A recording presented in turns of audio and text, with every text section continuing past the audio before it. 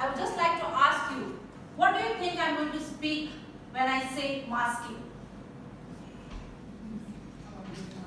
Chest back. I'm talking about mask. Anything else? Maybe masking your feelings. Oh, thank you so much. We wear masks currently to control the spread of coronavirus. We wear masks when we dress up in a costume. We wear a mask to take the skin care, to highlight or to enlighten our skin. And we wear mask filters to take beautiful photos in our phone. But today I'm here not to talk about all these real masks. I'm going to talk about a mask which is not seen by people, an imaginary mask that is masking or concealing, you may call. Do they love you or the mask you wear every day? That means, yes, masking is a process where you hide your true feelings or what you're going through and show a better version of yours, which people think is the best for their perception. You don't be what you are when you are masking. Do you think I'm masking right now? No. Yes. Yes, I am. I'm masking my nervousness and trepidation with smile and confidence.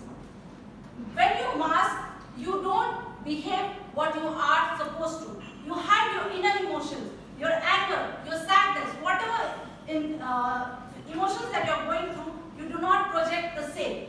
You want to be a good person in front of the eyes of all the people. So you mask all the good things, like you try to be calm when you are angry, you try to be nice when you don't want to be. So all these are some of the ways we mask every day.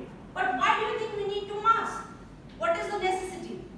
What I think, it basically we mask to avoid showing our weaknesses, to avoid getting hurt, and probably due to lack of confidence. First thing, to avoid getting hurt. People who are close to us, we are in relationships, sometimes tell us things which are very upsetting to us. But we don't react to it. We try to wear a mask of being composed. But what happens?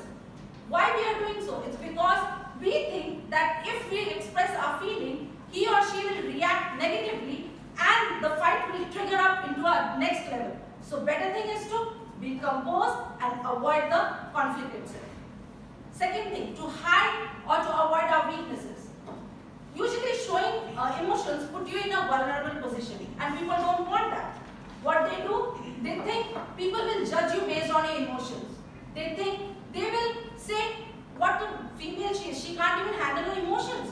So to avoid all this criticism, you want to be a calm mask. You wear a calm mask and show that everything is fine. I'm not sad, I'm not terrified, I'm not frustrated. So this is how we mask with the calmness. Lack of confidence. When we grow up saying that your opinions doesn't matter, your emotions doesn't matter, and our parents, if they keep on telling us that you be quiet, no need to speak right now. What happens? We learn to mask our feelings, wear a mask from a very early age. So what is happening is when you grow up, the masks you carry along with you. And what happens is, at the time of expression of your emotions, you feel scared that I will be criticized again, so I shouldn't be doing that. You lack the confidence to come out and express your feelings. So we wear a mask for so long, we forget who we are beneath it. So how is it affecting us? It is affecting to a level where we are physically and emotionally, health-wise also it is affecting us. By masking, we burden ourselves with emotional suppression, and that leads to communication inability, it leads to emotional relationship strain, it also leads to early death. What happens is when we are angry with somebody or we are upset or we are not able to express us properly, we don't communicate. And when we stop communicating, obviously there is a gap. It comes in your relationship, it comes in your emotion. So what is necessary is you need to remove that mask and come out and speak it out. Second thing, how is it affecting your health? What happens? Emotional suppression leads to stress. This stress keep on lingering in your body, which leads to diabetes, leads to sleeping disorders, leads to high blood pressure and heart problems. So if these health issues are not it will lead to early death. Now, how do we stop it? How do we stop it? I'll just give you an example of anger. Usually people say, if it is better to stamp down the anger rather than show it. But what happens? You wear calmness mask and you do not address the anger. What happens after a time? Since the anger is not being addressed, it keeps on building and seething inside the mask of calm. Now, what happens after a time when you cannot hold up, it blows out to a person who is actually not responsible for that anger. So, it is better to vent out your emotions and be clear to what you are feeling. Now, how can we do it? There are certain strategies. You can do mindfulness, that is emotional mindfulness is something. You have to acknowledge your feeling first and then try to express it. Not necessarily now and then, after a time also, but you need to address it. Second thing, you need to talk to your nearby friends or somebody whom you trust a lot. Or you can write a journal as well. Third thing you can do is, if masking is a long-term process, then these things cannot help. You need to go for a therapist.